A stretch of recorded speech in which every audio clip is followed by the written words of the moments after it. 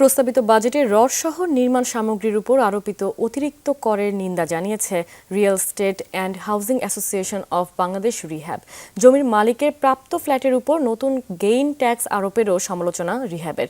দুপুরে রাজধানীর সিরডাপ মিলনায়তনে এক সংবাদ সম্মেলনে প্রস্তাবিত জাতীয় বাজেট নিয়ে এই প্রতিক্রিয়া জানান রিহ্যাবের সভাপতি ডক্টর আলী আফজাল।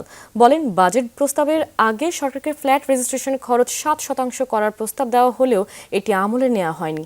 বর্তমানে রেজিস্ট্রেশন ব্যয় 13% বেশি হওয়ায় ফ্ল্যাট ও জমি বেচাকেনা কমে গেছে বলে দাবি করেন রিহ্যাব সভাপতি।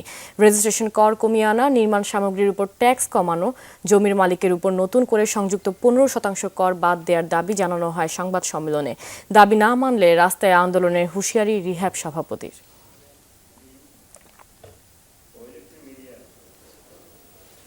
ডেভেলপারের ক্ষেত্রে যেটা অলরেডি 15% কিন্তু আছে, আমরা বলছি যে আর কোনো ট্যাক্স আর না হয়, যদি করা হয় সেটা ডুপ্লিকেশন হবে এবং ডাবল ট্যাক্সেশন হবে। তো ডেভেলপার তো চলবেই, সেটা ওটা নিয়েই কিন্তু কস্টিং করবে। আলটিমেটলি কী হচ্ছে, স্কোয়ার ফিটের দাম বেড়ে যাচ্ছে। তো আলটিমেটলি কিন্তু জনগণের কাছে তাদের ক্রয় ক্ষমতা বাইরে চলে যাবে। এটা আমরা আশা করি যে এই ডাবল ট্যাক্সেশন সিস্টেমটা প্রত্যাহার করে নেবেন। আমাদের যারা মেম্বার আছে, আমাদের যারা কাস্টমার আছে, তারা তো বসে থাকবে না, তারা রাস্তায় নামবে।